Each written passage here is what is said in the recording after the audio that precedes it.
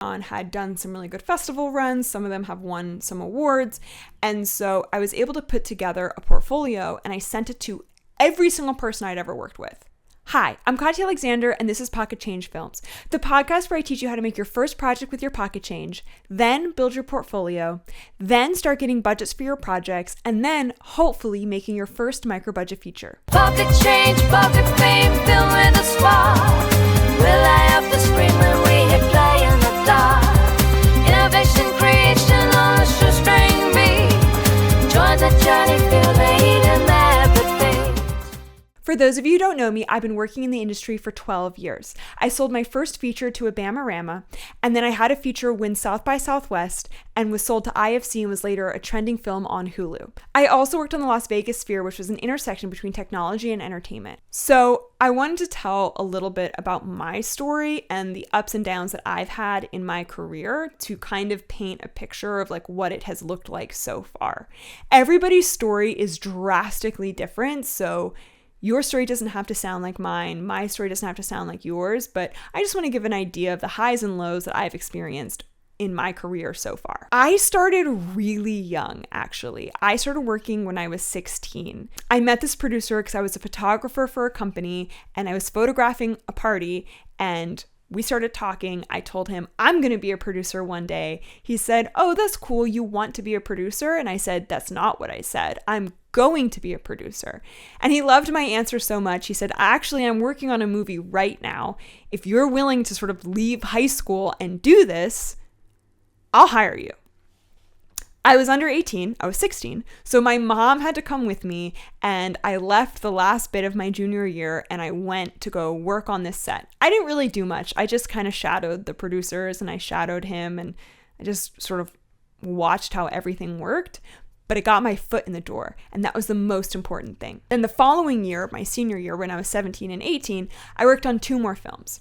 I was a production assistant on one of them, and then on that set, I was moved up to being a first teamer. A first teamer is a production assistant, but it's a production assistant for the actors specifically. And there were some famous actors on the movie, so it was really cool that I got to work directly with them, and essentially I was paid to be their friend. I basically worked with my high school, figured out a way to be homeschooled for like 2.5 months so I could work on this movie. And it was amazing. My parents were super cool. But I also want to say, to work on this movie, every single day, I would wake up at 3 a.m. to go on a train, take a 3-hour train to where the set was. I would get there at like 6:30, and then the set would start at 7. Then we would shoot from 7 to, because it was an indie project, we ran into overtime every day. So it was usually about like 7 to 9. And I would catch the last train out of there at like 9:30, sometimes 10 p.m. Then I would get home at midnight, sometimes 1 a.m, to sleep 1 to 2 hours, to wake up at 3 a.m. and do it all again. And I did all of my homework on the train ride up and the train ride back. I was exhausted. It was really hard. I was really, really emotional in that time, but I'm glad I did it.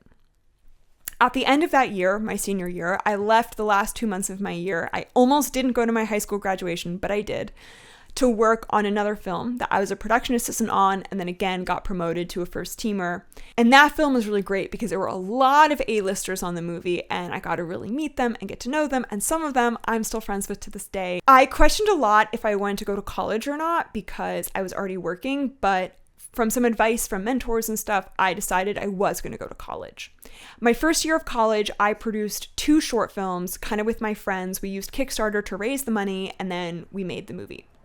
And then the following year, I produced 17 BFA films at my school. A BFA film is like the film you do to get your Bachelor's of Fine Arts degree. For the BFA film, it's like a mixture of Kickstarter, the school gives you some money and like different stuff like that. I put myself in a really tough situation. It was really hard. I did not sleep. I did not go to parties. I did not do anything in college. I just made movies. That's it. I don't regret it. I'm glad I did it. But I cannot look back and say that I had a college experience at all. I did not. I was just on set every single day or in class, and that is it. I also worked at a post house while I was there, which taught me how to be a colorist and taught me how to become a post supervisor, which I was later able to use when I became like an actual professional producer. The end of my sophomore year, a couple of the films I'd worked on had done some really good festival runs. Some of them have won some awards. And so I was able to put together a portfolio and I sent it to every single person I'd ever worked with in my career, starting back from when I was 16. And these are people that I kept in touch with throughout this whole time, which is very important. When you've gotten in touch with somebody, stay in touch with that person because that person can help you a lot throughout your career. That led me to 2 documentaries I made that summer. One of them was in Zambia, Africa, and one of them I lived on a sailboat for 10 days. Those were crazy films, but they also ended up winning awards and doing really well and ended up really launching my career and giving me a lot of legitimacy. By the end of that summer, using those films, I got my first feature film. It was a documentary that we were filming all over the world, India, Japan, and then all throughout America. It was the fact I had done these documentaries on the sailboat and in Zambia that made him consider me. My entire junior year, I was in pre-production for this film. Again, it was crazy, but honestly, like the least busy I ever was because I was just working on this film instead of like working on 17 films and like being all over the place. So I ended up having like a little bit more fun, but I still had a full-time job while also being a full-time student while also studying to be a colorist. So it was still crazy. And that summer, I ended up dropping out of college because we were spending 6 months to film the movie, and then I was moving to Los Angeles to do all the post-production for the film. So I came to Los Angeles, started post-production, but at the same time, I got a job at National Lampoon. And that was really great because I didn't know anybody in Los Angeles and I needed to kind of rebuild my network out here, and working at National Lampoon helped me do that. The other thing I did was I emailed every single person in my network. I said, I am moving to Los Angeles. Is there anybody in Los Angeles you can introduce me to that might help me? Those first couple years living in LA, I pretty much never had lunch alone. I was always networking with people, having lunch with people, grabbing breakfast with people to try to meet as many people as I could. The other thing I did in that time was my friends and I made a lot of like music videos and short films and anything we could do. Sometimes we paid for it ourselves, sometimes we did a Kickstarter, and sometimes the other person was like actually willing to pay us and do a whole thing. And that was really great because I was still building a bigger and bigger and bigger portfolio while I was working at Lampoon, while I was off making this feature film. Because documentaries take a really long time to edit. We edited that film for over 2 years. And so you want to make sure you're having work coming out throughout those 2 years. Those projects ended up also going to festivals and winning awards, and it just added more and more and more to my resume. I was only at Lampoon for a short period of time, like it was less than a year because I was working on a specific project. I wasn't a full-time employee there. I just came on to help them with something.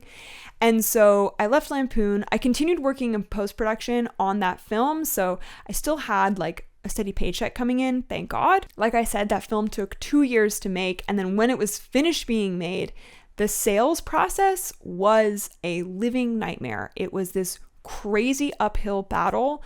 I truly thought that the film was never going to get sold and no one was ever going to see it. I had so many nights where I was having panic attacks and I was crying because I didn't know what I was going to do next. I had spent 4 years at this point on this one film that wasn't getting sold.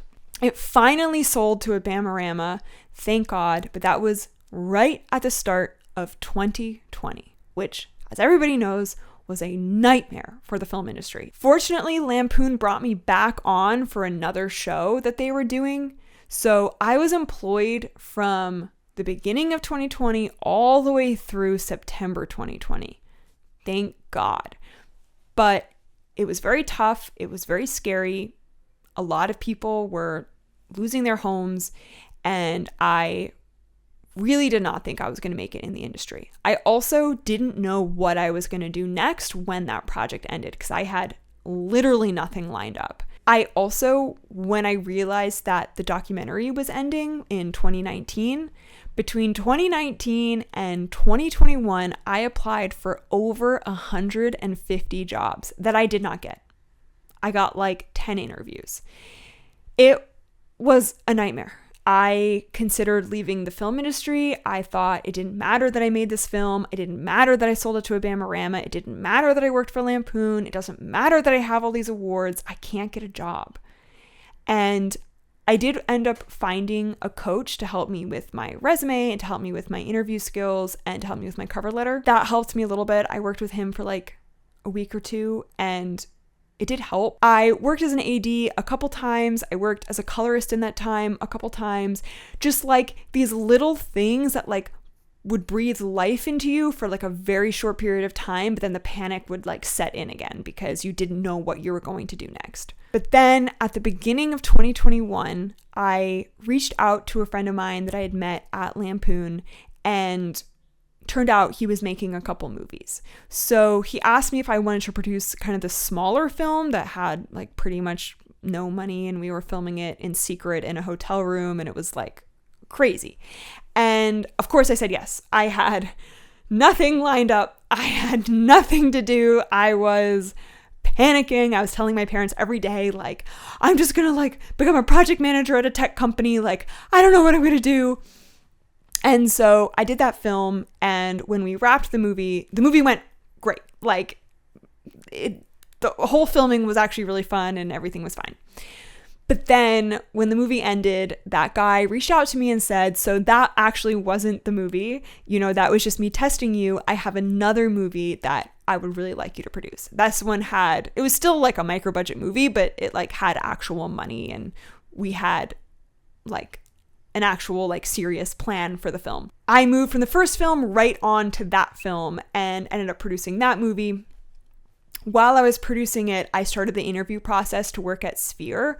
The interview process was 6 months long. So that interview frustration that everybody's having now, I completely understand. I literally interviewed for that job about once every other week for 6 months. While I was on the set for the second movie, that's when I was offered my job at Sphere. So I was like, oh my God, thank God. The day I wrapped that movie, I literally went home, went to sleep, woke up, and went to Sphere. So I went from one project right into the next project. Sphere was also great because it was like a long-term, full-time job. It wasn't temporary. It wasn't going to end anytime soon. I could be there as long as I wanted to be there, and I was there for a while. That job was tough because it's new technology. It's very difficult. Every single thing we wanted to do, we had to invent from scratch. We essentially reinvented the wheel every single day, which is very hard, but it was the most rewarding thing I've ever worked on. Seeing a project that you worked on the cover of Time magazine is like the most surreal experience of my life. While I was working on that project, I got a phone call in the middle of my workday. I answered the call, and they were telling me that I got into South by Southwest, and to keep it a secret for 3 months because I couldn't tell anybody until it had announced. So I had to sit on the secret for 3 months, and I was incredibly stressed out because the movie wasn't even finished yet, my third feature. So we're like scrambling to finish this movie and like get a picture locked and then get a sound design and all this stuff. I literally turned it in the last possible hour that I could turn in this film. Like, we had an extension. So I turn in the movie, we go to South by Southwest, we premiere there, we do all the screenings, all of the screenings sell out, and then we win the festival. I did not expect to win the festival so much that I actually left. I had gone home so I could go back to my job at Sphere, and I was standing in the lunch line waiting to get my lunch when I got a phone call being like, "We won!" And they're just screaming, and I was like, I have to call my dad, and I like hung up. I called my dad, and it was like this insane experience. The people in the line with me were like screaming with me and jumping up and down, and we ended up selling the film that afternoon to IFC. And so I ended up having to leave Sphere because IFC had a lot of expectations from me in this sale, and I couldn't do both at the same time anymore. Again, when we're talking about schedule, for me to do this in the first place, I would be at Sphere from 9 a.m. to like 7 p.m. most days, sometimes even later. Then I would drive to the editing house where we would edit from like 8 p.m. to like 2 in the morning. And I did that every single day until this movie was finished. And I worked weekends. It was crazy. So in 2022, the film actually comes out and it's trending on Hulu. I'm super excited. I'm working on a bunch of different shorts. I had reached out to a lot of commercial agencies because I wanted to start producing commercials, but every single commercial agency I reached out to was like, well, we want to start doing narrative. And so they kept hiring me to do all their narrative work, which was fine, but I really wanted to work on commercials. To this day, people won't hire me to do commercials. I don't know why, but like every single time I reach out, they go, actually, I have this movie idea. And I'm like, oh, okay, great. And so I've just been working in narrative ever since. On some of the shorts that I was working on, I got in touch with these people that work in the intersection of tech and film. For context, it's AI that does not replace people. It's just like us training VFX artists to use AI to like make their jobs easier and different stuff like that. So far in every single shoot I've done, I have not replaced a single person using AI. I just want to give that full disclosure because I know that AI is a very scary word, but it's a little bit more complicated than people think it is. But because of my time at Sphere, I started working more with tech and film. And so now I'm hired a lot to like work on films that are going to use really interesting tech to do something new. And I tend to produce that type of work. To this day, it is still like a day-to-day process that is, some days are really high, some days are really low. Like I had a film that was supposed to film this past year, and then like 2 months before we were up to go film, all of our funding was pulled. And it's been a year and we're still trying to get some of that funding back. I've worked on films that we started the movie and then we realized we didn't like it, so we scrapped the whole film. So then we started it again and then we realized we didn't like that and then we scrapped it, and now we're making it like a fourth time. I have worked on films that I'm really proud of. I worked on films that like didn't come out the way I wanted them to come out. And still every single day there are like really high highs where I'm like winning an award, or I get a big budget for something, or I'm like doing my dream project. And then there are days where like everything comes crashing down and I feel like I'm never going to work again and no one's ever going to trust me again. And I'm a terrible producer. I'm the worst producer in the world. Even now, having won awards and like having done that type of stuff, it can still be a little bit of an uphill battle to like get things done. And so I don't want people to join this industry thinking there will ever be a time that it'll be easy or it will be smooth sailing. There's always going to be difficulties in this job. And it's one of the things I actually like about it. I like being challenged. I like the fact that my job is different every single day. I like having to go meet new people and talk to people and solve problems. That's the thing I like about my job. So even in the low moments, I'm like, oh, I love my job. I'm doing my dream job. So you definitely have to think about that when you want to join the industry. But working in crew positions is definitely different. Working in crew positions, it's not all on your shoulders. Like you don't have to like get all the funding and get the film packaged and like make the film happen. You just show up and do your job and you make the film happen in that way. Like I could never make a movie without the crew, and then also the crew wouldn't have jobs if producers like me weren't getting things funded and making things happen. And so if you want to work in a crew role, it's definitely different. You're still going to be applying for jobs all the time because every single time a job ends, you're going to have another job lined up. I do want to warn you, it can be really hard on your body. So make sure that you do all the things you can to take care of your body. There's just different challenges between being a director and producer. Cinematographer kind of like toes the line between the two. And then it's different than being like a first AC or a grip or a gaffer, where you really are being hired project to project. And when you are being hired, the project is already put together and funded and ready to go. So if you want to be a producer and a director, the work you're going to be doing is finding the projects, getting them packaged, getting them funded, and then making them happen from beginning to end. And if you want to be a crew member, your job is going to be finding those sets, finding what's happening in town, networking with those people to get more jobs, and then working from set to set. I also want to warn people that are joining the film industry that there is a lull in the winter time. There's a lull between November and usually the 1st of February because of like Thanksgiving and Christmas and New Year's and like everybody's on vacation and stuff. And so financially, you want to plan accordingly. You want to make sure that you're saving your money both for taxes and to get through those few months, or you want to make sure that you have like another part-time job or something lined up to get you through that time. The other thing to think about is the industry itself does have highs and lows. There's times when like there's no work. There's times when there's too much work. There have been times that I literally could not rent a van anywhere in Los Angeles, a truck or a van, because there were so many things filming at once that every single truck and van in the entire city had been rented. I literally started calling other producers I know and started negotiating with them. Like, you don't need 5 trucks. Give me 2 trucks. I need the trucks. And then there's been times where like it's dead for like months. And as you've probably read in newspapers and stuff, it's been dead here for like the whole year. So you want to make sure that you are financially planning for that.